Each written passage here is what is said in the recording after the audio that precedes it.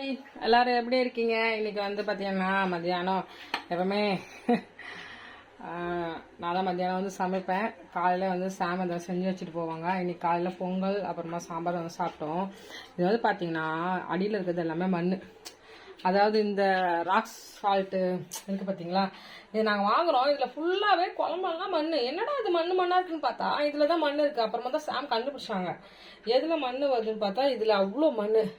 எங்களுக்கு தெரியல இந்த இந்துப்பு வந்து இப்படி தான் மண்ணாக இருக்குமான்னு எல்லாருமே கமெண்ட் பண்ணுங்கள். ஏன்னா எனக்கு சரியாக தெரியல. கரண்ட்டே இல்லைங்க வீட்டில். இப்போ தாங்க கரண்ட்டு வந்திருக்கு. பவர் கட் அப்படி ஒரு பவர் கட் ஆகிட்டே தான் இருக்குது. இருங்க நான் சாப்பாடு வச்சுட்டு வந்துடுறேன். அதனால் நாங்கள் என்னென்னா கரைச்சிட்டு தான் இந்த உப்பை வந்து யூஸ் பண்ணுறோம். ஏன்னா அவ்வளோ மண் இருக்குது உள்ள. அதில் லைட்டாக உப்பு இருக்குது, மண் இருக்குது, கல் இருக்குது. என்னென்னே தெரியல. நாட்டு மருந்து கடையில் தான் வாங்கினேன். இப்படி இருக்குது. தேங்காய் அரைச்சி போட்டு குழம்பு. அதுக்கு அடுத்தது இப்போ வந்து பார்த்திங்கன்னா ரொம்ப மெஸ்ஸியாக தான் இருக்கும். கண்காட்டிங்க கத்திரிக்காய். அதுக்கு அடுத்தது உருளைக்கிழங்கெல்லாம் இப்போ கட் பண்ணிவிட்டு அது ஒரு கூட்டு வந்து செய்யணும். எவ்வளோ நேரம் பவர் கட் பண்ணுறாங்க நீங்கள்? ஐயோ முடியலடா சாமி. கரண்ட்டே இருக்க மாட்டேங்குங்க. கட் பண்ணிக்கிட்டே இருக்காங்க பவரை. நம்மளும் பவர் கட் எப்போடா. அதே மாதிரி என்னுடைய மொபைலும் கட் ஆகிடும். நீங்கள் எல்லாமே கட் ஆயிடுச்சுன்னா இது பண்ணாதீங்க. நிறைய பேருக்கு நம்ம சேனலில் புரிஞ்சிச்சு போல். நம்ம வீடியோ போயிட்டே இருக்கோம், க்ளோரி சார்ந்து கட் ஆகிடும் அப்படின்ட்டு கண்டுபிடிச்சிட்டிங்க.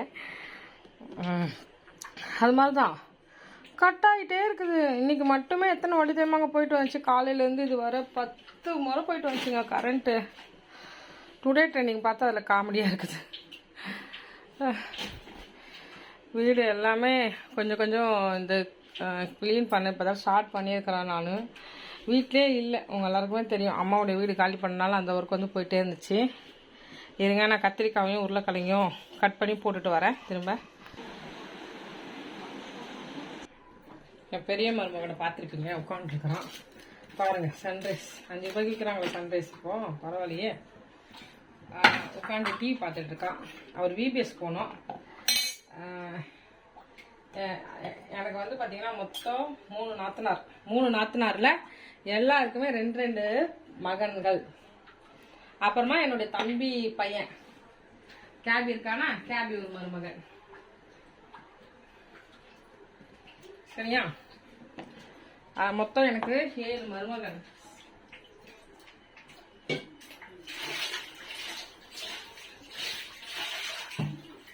ஃபர்ஸ்ட் மருமகன் வந்து அரிசு, லாஸ்ட் குட்டி வந்து கேபி.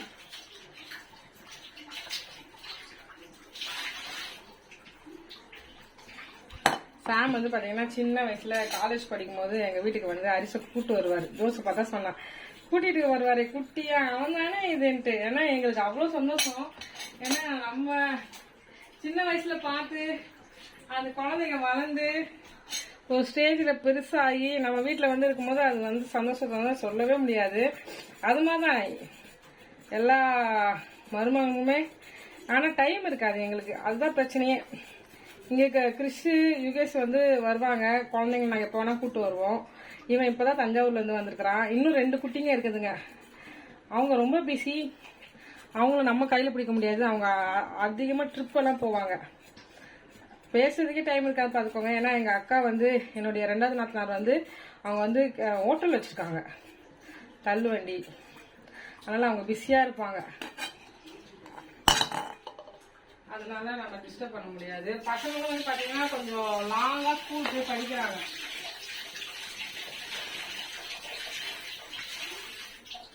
ஓகேவா? அதனால இது அவங்க 2 பேரை தான் நீங்கள் பார்க்கவே முடியாது. ஆனால் நாங்கள் பார்ப்போம். இன்னும் அங்கே வேறு கூட்டிகிட்டு போகணும். எங்கள் அம்மா மாமியார் வந்து கூப்பிட்டு போகணுன்னு சொன்னாங்க.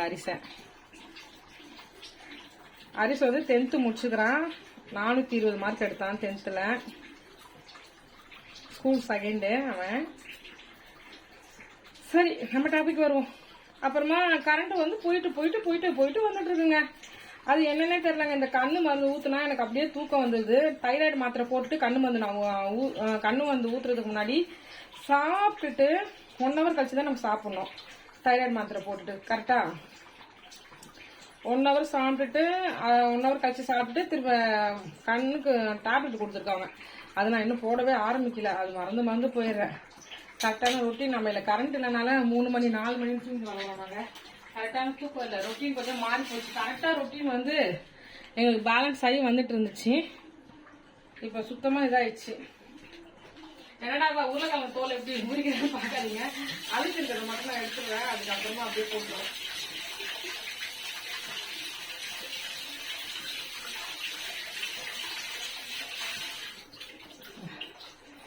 அது மாதிரிதான்.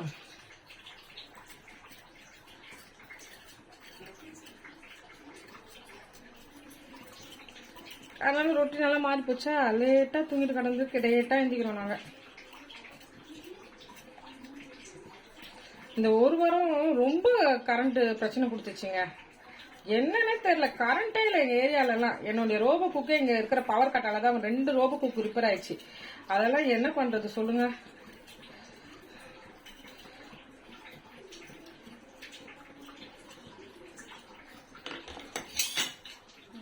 அப்படிதான் டம்மு டிம்முன்னெல்லாம் விழும் அர்ஜென்ட்ல.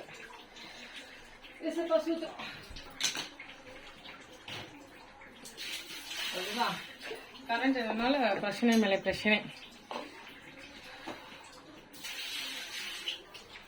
உங்க ஏரியால எல்லாம் கரண்ட் கட் எப்படி இருக்கு சொல்லுங்க.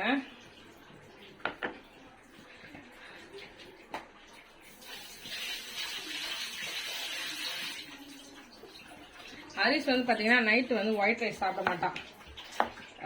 எங்களுக்கு வேலை இருக்கனால எங்கள் அக்கா பெரிய நத்தின இருக்காங்களே, அவங்ககிட்ட தான் விட்டுட்டு போவோம் பைபிள் காலேஜுக்கெல்லாம் போகும்போது. அதனால் அங்கே டிஃபன் அது மாதிரி செஞ்சு கொடுத்துருவாங்க. ஆனால் இந்த ஃப்ரைட் ரைஸ் பிரியாணி அதெல்லாம் சாப்பிடுவோம். வீட்டுக்கு வந்துட்டா நாங்கள் தோசை மாவு வாங்கி வச்சுப்போம். தோசை தான் அவருக்கு கொடுப்போம். குழந்தைங்க கஷ்டப்பட்டு படித்து இப்போ தான் ரிலாக்ஸாக வந்து உட்காந்துருக்கோம். எவ்வளோ ஹார்ட் ஒர்க் பண்ணியிருப்பான்ல. டைம் தாங்க இல்லை. நிறைய இடத்துக்கு கூட்டு போகணும்னு ஆசை எங்களுக்கு. கூட்டு போக முடியல. லாஸ்ட் டைம் நாங்கள் வண்டியில் போயிருந்தோம் பார்த்தீங்கன்னா 1000 ரூபாய் ஃபைன் போட்டோம். 3 பேர் போனோம். 1000 ரூபாய் ஃபைன் விழுந்துச்சு. அது கொஞ்சம் உள்ளதான் போனோம். நாங்கள் சொன்னோம், என்னுடைய மகங்க அப்படி சொன்னா அந்த போலீஸ் டிராஃபிக் போலீஸ் கேட்குறாரு, காலேஜ் பசங்களா, காலேஜ்லேருந்து வரீங்களா அப்படின்னு கேட்குறாரு அந்த போலீஸு. செம்ம காமெடி எங்களுக்கு.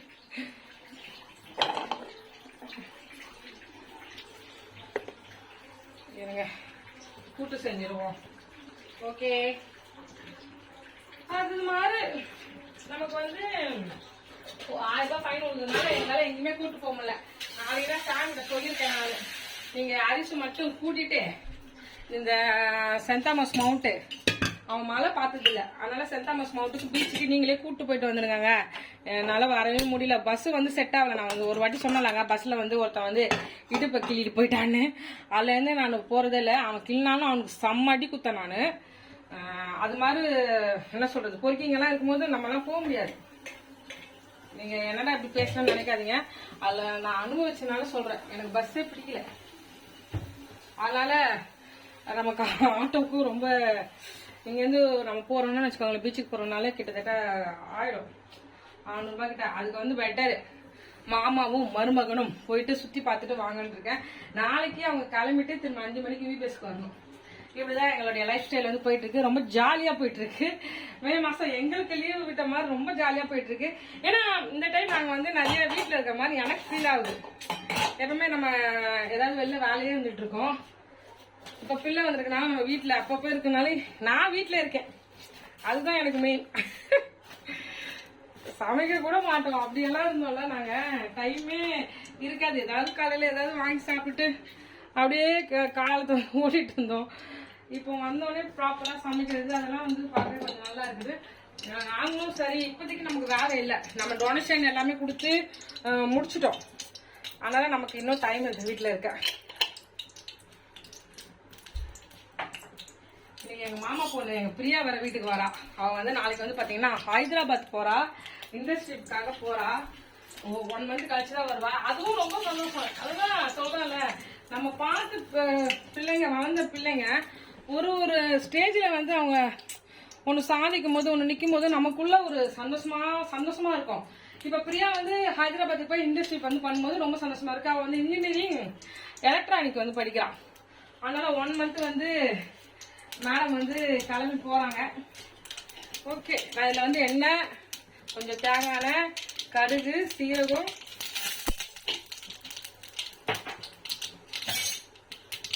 அதுக்கு அடுத்தது கருவேப்பிலை, உருளைக்கிழங்கு,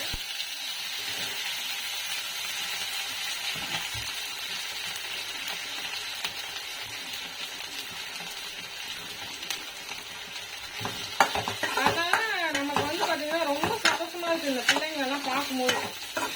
இப்போ அவள் வந்து நாளைக்கு போறதுனால இங்க கொஞ்சம் ஒர்க் இருக்கு வீட்டுல. அதனால இன்னைக்குதான் அவள் ஃபர்ஸ்ட் டைம் எங்க வீட்டுக்கே வரா. நாங்க இங்க வந்து 1.5 வருஷம் ஆயிடுச்சு. இன்னைக்குதான் வீட்டுக்கே வரா. எத்தனை நாள் ஆகி கூப்பிட்டு பார்த்தோம், வரவே இல்லை. பசங்க வந்து வயசு பசங்க ஆயிட்டா எங்கேயுமே வரமாட்டாங்க கூப்பிட்டாலே.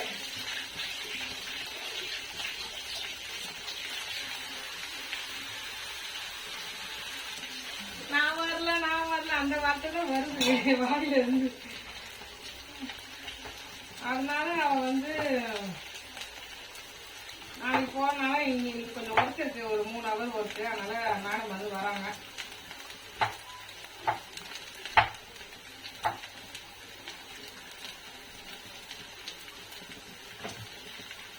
கட் பண்ணிட்டு இருக்காங்க, கத்திரிக்காய் கட் பண்ணிட்டு இருக்கேன்.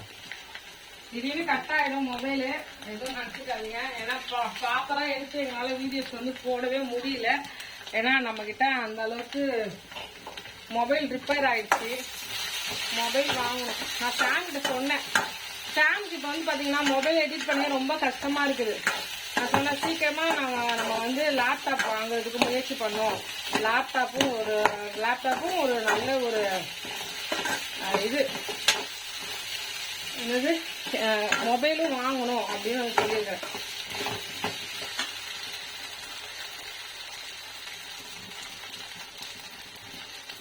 கத்திரிக்காய் போட்டுடலாம்.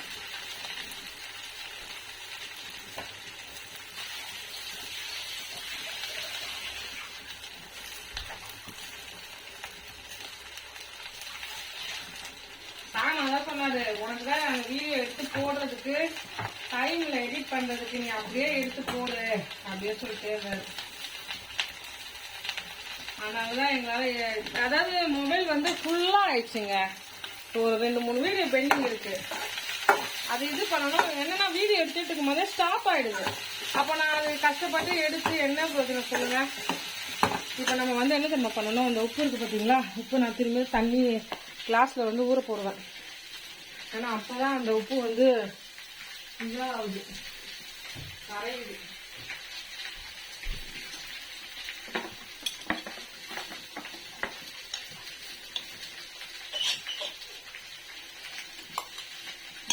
பாருங்க, இதுதான் பண்ணிட்டு இருக்கோம். வேற என்ன பண்றது சொல்லுங்க. ஃபுல்லா மண்ணு.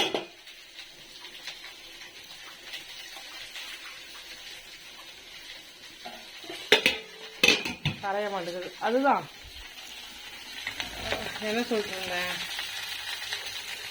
இது நமக்கு இது வேற நமக்கு கிடைச்சிருக்குது. நல்ல ஒரு 5 நாள் தொடர்ந்து நல்ல வீடியோ போட்டு வந்தேன், 1 வாரம். அப்புறமா ஒரு 5 நாள் காணாம போயிட்டேன் நான்.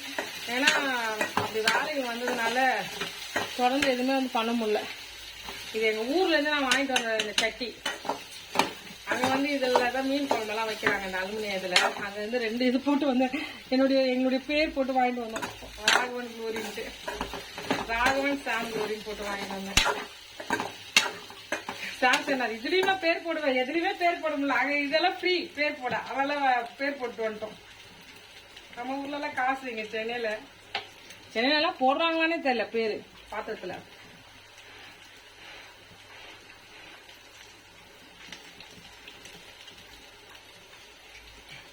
உப்பு மட்டும் கொஞ்சம் கம்மியா இருக்கு, அவ்வளவுதான்.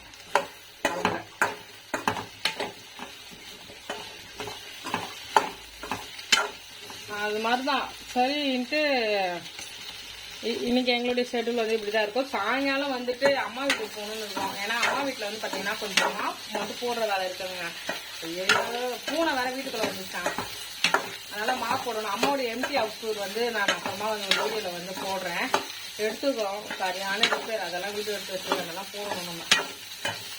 ஹவுஸ் ஓனர்ஸ்க்கு வந்து கொடுக்கும்போது எப்படி இருக்குன்னு பார்க்க மாட்டேங்கிறாங்க. அப்புறமா நம்ம போகும்போது வந்து நல்லா கொடுத்துருக்கோம்னா குறை சொல்றாங்க. அது அந்த ஆண்டி வந்து பார்க்கவே இல்லை போல. அந்த ஹவுஸ் ஓனர் வந்து ஏற்கனவே இருந்துட்டு போனவங்க எப்படி வீடை வச்சுருக்காங்கன்ட்டு.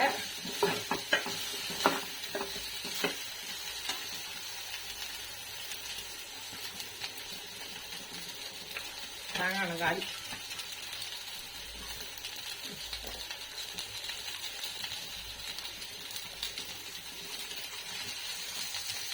அடிக்கடி மொபைல பார்த்துட்டே இருக்கேன் எப்போ கட்டாக போகுது அப்படின்ட்டு.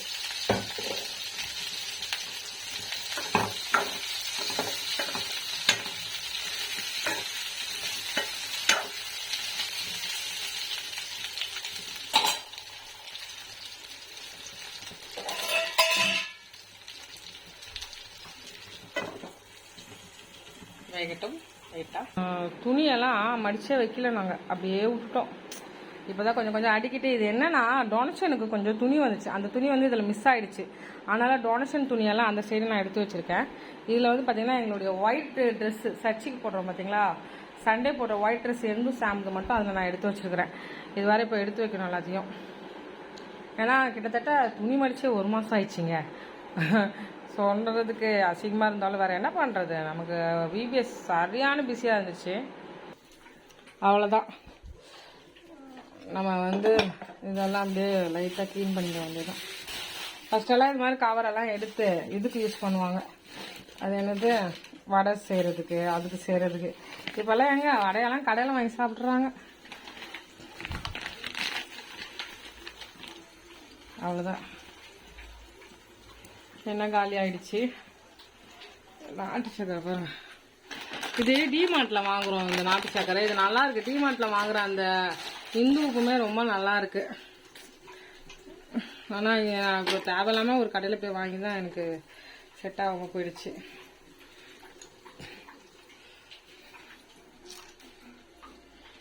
என்ன பண்ணுறது.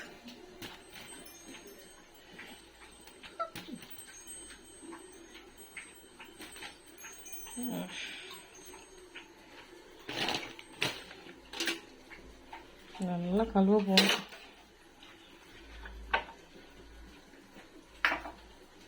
கிச்சன் எல்லாமே அரேஞ்ச் பண்ணணும். நிறைய வேலை இருக்கு, பெண்டிங் வேலை.